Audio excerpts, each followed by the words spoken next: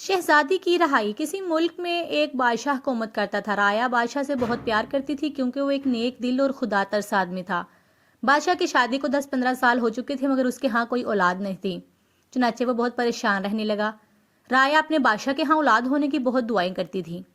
آخرکار یہ بات ثابت ہوئی کہ اللہ کے ہاں دیر ہے اندھیر نہیں، اور بادشاہ کے ہاں ایک چاند سی بیٹی پیدا ہوئی۔ اس کا نام بادشاہ کی بھانجی عائشہ نے ازبا رکھا، جو بادشاہ کے ہی محل میں رہتی تھی۔ شہزادی ازبا کی پیدائش پر ملک میں جشن منایا گیا اور تمام رعایا کو کھانا کھلایا گیا۔ شہزادی ازبا کی پرورش ناز و نام سے ہونے لگی۔ شہزادی ازبا 15 سال کی ہو چکی تھی۔ بادشاہ شہزادی سے بہت پیار کرتا تھا۔ ایک دن شہزادی اپنی سہیلیوں کے ہاں باغ میں سیر کرنے کے لیے گئی۔ تمام سہیلیاں ادھر ادھر کھیلنے لگی کہ اچانک سیاہ رنگ کا دھواں چھا گیا اور ہاں ہاں کی آوازیں بلند ہونے لگیں۔ تمام سہیلیاں اور شہزادی ڈر گئی۔ جب ان کے حواس قائم ہوئے، انہوں نے اپنے سامنے ایک لمبے قد، موٹے پیٹ اور کالے رنگ کا آدمی کھڑا پایا جس کی آنکھیں دہکتے انگاروں کی طرح نظر آ رہی تھیں۔ اصل میں وہ کوئی آدمی نہیں تھا بلکہ وادی گنجو جن کا دیو تھا جس کا اس وادی پر قبضہ تھا۔ وہ شہزادی ازبا سے شادی کرنا چاہتا تھا۔ وہ سامری جادوگر کا شاگرد تھا جس نے اس دیو سے کہا تھا کہ ایک خوبصورت لڑکی سے شادی کرو، اس کی گردن کاٹ کر اس کا خون کالی ماتا کے قدموں میں بہاؤ۔ لہٰذا دیو نے شہزادی ازبا کو پکڑا اور ہوا میں گھومتا ہوا غائب ہو گیا۔ شہزادی کی سہیلیاں روتی رہ گئیں۔ جب شہزادی کی سہیلیاں محل واپس پہنچی تو انہوں نے سارا واقعہ بادشاہ کو بتایا تو بادشاہ کو دل کا دورہ پڑ گیا۔ ملکہ بھی پھوٹ پھوٹ کر رونے لگی۔ بادشاہ کے علاج کے لیے بڑے بڑے طبیب آئے مگر کوئی فرق نہ پڑا۔ اس کی زبان پر بس ایک ہی لفظ جاری تھا، ازبا ازبا۔ ملکہ کو ایک تدبیر سوجھی۔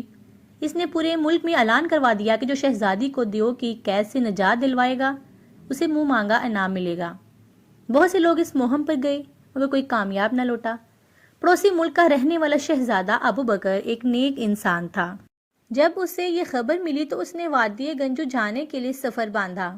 وہ شہزادی کو دیو کے چنگل سے چھڑانے کی بھرپور کوشش کر رہا تھا۔ وہ راستے میں جا رہا تھا کہ ایک بڑھیا دکھائی دی جو چلنے بھی نہیں پا رہی تھی۔ شہزادہ گھوڑے سے اترا۔ اس نے بڑھیا کو سہارا دے کر گھوڑے پر بٹھایا اور اس کو اس کی منزل پر پہنچا دیا۔ بڑھیا اصل میں ایک پری تھی جو شہزادے کو آزما رہی تھی۔ اس نے اپنا روپ دکھایا تو شہزادہ گھبرا گیا۔ پری نے شہزادے کو تسلی دی اور تمام حقیقت بتائی۔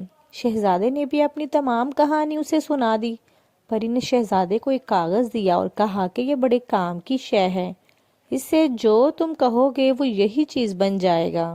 شہزادے نے پری کا شکریہ ادا کیا اور پھر اس نے کاغذ سے کہا، اڑن کلین بن جاؤ اور مجھے وادی گنجو پہنچا دو۔ پھر کیا ہوا؟ کچھ ہی دیر بعد وہ وادی گنجو پہنچ گیا۔ وہاں داخل ہوتے ہی اسے سامنے ایک بڑا سا گیٹ نظر آیا۔ شہزادے نے کاغذ کو حکم دیا کہ دروازہ کھولو تو کاغذ نے دروازہ کھول دیا۔ شہزادے نے دیکھا کہ دیو اپنی پوجا میں مصروف ہے۔ شہزادے نے کاغذ کو حکم دیا کہ جاؤ اور جا کر دیو کا سر کاٹ دو۔ پھر ایسا ہی ہوا۔ جیسے ہی دیو کا سر کٹا تو زوردار دھماکہ ہوا اور اب شہزادے کے سامنے شہزادی کھڑی تھی۔ شہزادے نے شہزادی کو ساری بات بتائی اور کاغذ کو حکم دیا کہ ہماری منزل پر پہنچا دو۔ تھوڑی ہی دیر میں شہزادہ ابو بکر اور شہزادی ازبا محل میں پہنچ گئے۔ شہزادی کو صحیح حالت میں دیکھ کر بادشاہ بھی صحت یاب ہو گیا۔ بادشاہ نے شہزادہ ابو بکر سے کہا کہ اسے کیا انعام چاہیے۔ شہزادے نے شہزادی سے شادی کی خواہش کا اظہار کیا اور شہزادے ابو بکر کی شادی ہو گئی۔ تمام ملک میں جشن منایا گیا۔ سچ ہے کہ اگر ارادہ پختہ ہو تو کام آسان ہو جاتے ہیں اور برائی پر چلنے والوں کا انجام برا ہوتا ہے۔